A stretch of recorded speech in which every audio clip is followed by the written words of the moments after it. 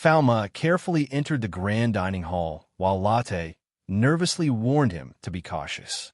According to her, the head of the family often asked sudden questions about pharmaceuticals during dinner. One wrong answer could expose him immediately. As he walked toward the long table, Falma reminded himself of the dangerous truth. He was not the real Falma de Medicis.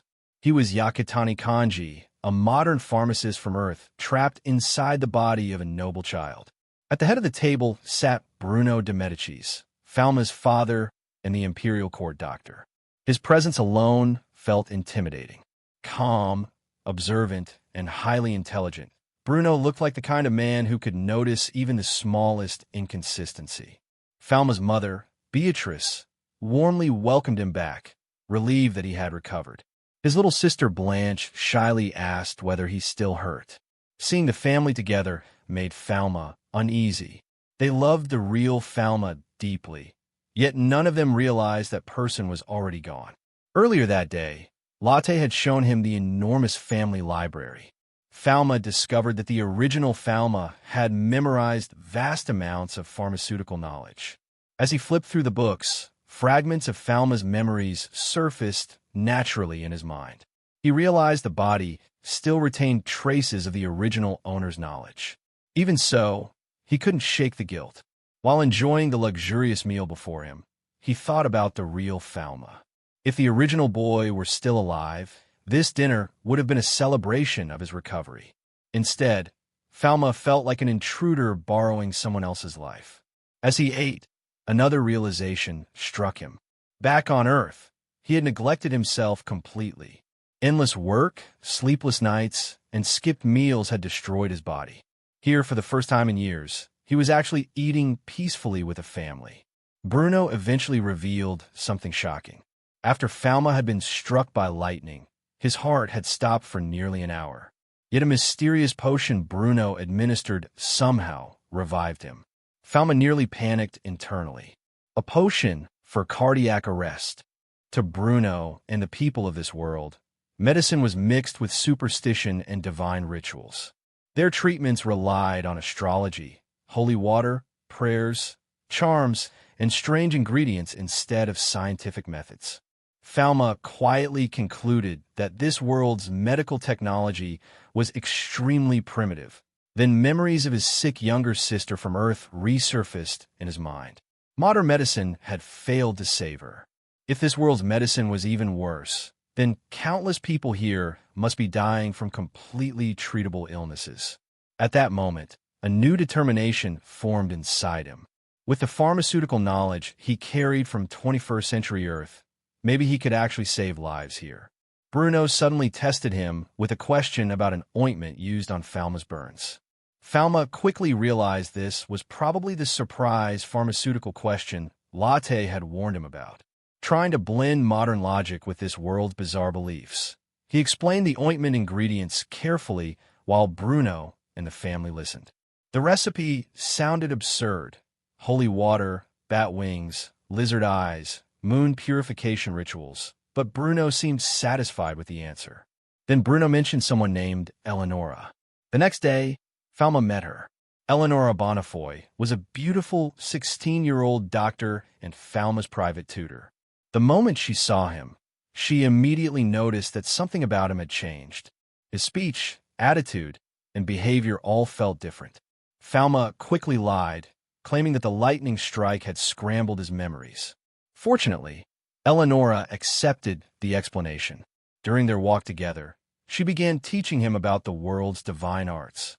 Every noble possessed a guardian deity connected to an elemental attribute: fire, water, wind, earth, or non-elemental. During baptism, a divine pulse awakened within their bodies, allowing them to use divine powers. Falma learned that his family possessed the blessing of the medicine deity, which explained their status as elite doctors. Then Eleonora explained something terrifying. A non-elemental attribute was an almost mythical ability said to have disappeared 300 years ago. Someone with that power could theoretically create any material simply by imagining it. According to legend, such a person would either become a god or a monster. The words hit Falma hard, because his own ability seemed dangerously close to that description. That night, Falma sat alone in his room, replaying everything that had happened since arriving in this world. He stared at his hands in shock. Yesterday, he had unconsciously produced water from thin air. But now, after experimenting further, he realized the truth was far stranger. He could create or erase substances simply by understanding their chemical composition. Water, salt, sugar, sulfur, gold. As long as he knew the molecular structure, he could manifest it. The realization horrified him. If that's true, then what exactly is my power? Before he could think further, Eleonora interrupted him and immediately noticed something else strange. He had forgotten his staff. In this world, divine staffs were sacred tools used by nobles to amplify their magical abilities. To doctors and divine arts users, a staff was almost like a sword. Eleonora scolded him for being careless before lending him her own staff for practice. They went to a riverside training area where Eleonora explained how divine arts worked in combat. Powerful nobles could reshape terrain, destroy fortresses, and dominate battlefields using advanced techniques. Then she demonstrated a water spell. With graceful movements, she aimed the staff toward the river and chanted, "Lanced alow." A massive spear of water erupted forward like a cannon blast, slicing across the water with overwhelming force. Falma was stunned. To him, it looked less like magic and more like a high-pressure water jet. Eleonora encouraged him to try it himself. Falma hesitated, because unlike ordinary people in this world, he had no idea how much power he was actually holding back. Still, he copied her instructions carefully. Imagine the shape of water. Channel it through the staff. Recite the incantation. At first, it seemed to work normally. Water gathered around the staff exactly as Eleanor described. Then everything spiraled out of control. An enormous torrent exploded from the staff like a raging tsunami. The blast became so powerful that Falma completely lost control, flooding the riverbank and nearly destroying the surrounding area.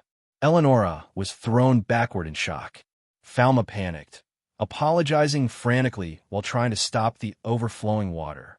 But Eleonora quickly realized something important. The staff itself wasn't malfunctioning. The problem was Falma. To prevent disaster, she immediately pulled out a strange device called a divine power meter. It measured a person's magical capacity through colored reactions. Normally, using too much divine power would completely exhaust someone. But despite releasing a monstrous amount of energy, Falma remained perfectly conscious. That alone was abnormal. Then the meter reacted. Instead of displaying a normal color, the device turned completely colorless and exceeded its limit. Eleonora froze in disbelief. According to her, nothing like this had ever happened before, not even to the Emperor. When she inspected Falma more closely, she discovered glowing markings spreading across his arm. It was the holy mark of the medicine god. Now Eleonora became terrified. She explained that ordinary burn scars never emitted bluish light. Something impossible had happened to Falma after the lightning strike.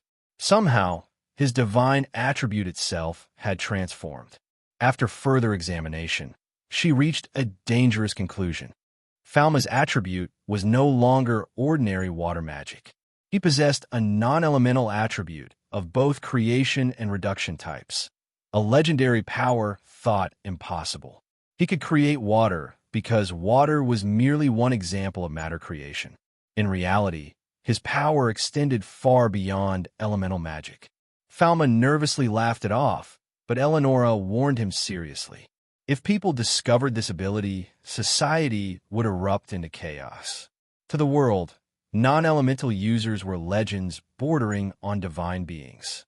As they walked back from the lesson, Eleonora revealed what she truly believed. The lightning strike that stopped Falma's heart may have allowed the medicine god itself to descend into him.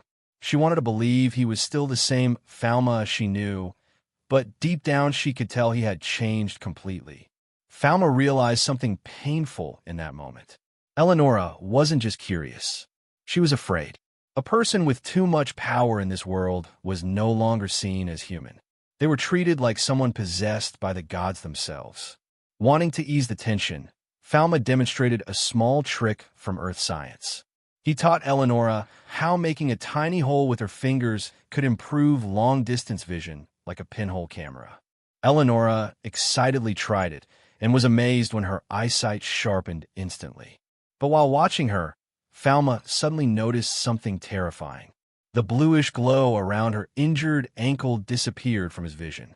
When he asked about it, Eleonora revealed the horrifying truth behind the medicine god's divine sight. According to legend, the medicine god could see illnesses and injuries directly within the body and identify the correct cure. Falma's eyes had just done exactly that. Eleonora stepped back in fear. That's not an ability humans should have. Trembling, she stared at him and asked the question now haunting both of them. "What are you?" Eleonora's face suddenly went pale. Falma called out to her casually, confused by her frightened reaction. But instead of answering, she stared at the ground in horror. Then she screamed, "Why, Falma? Where is your shadow?" Falma froze. Under the sunlight, Eleonora could clearly see her own shadow stretching across the stone path. But Falma had none, not even a faint outline. The moment she realized it, panic completely overtook her. She stumbled backward, shrieking hysterically while pointing at him. "I won't tell anyone else, I swear." Meanwhile, Falma himself had no idea what was happening. He awkwardly raised his hands, tried to calm her down while internally panicking. What should I do? But Eleonora was already on the verge of a complete breakdown, trembling and screaming while promising not to reveal his secret. Falma could only stare helplessly, realizing the situation had escalated far beyond simple misunderstanding.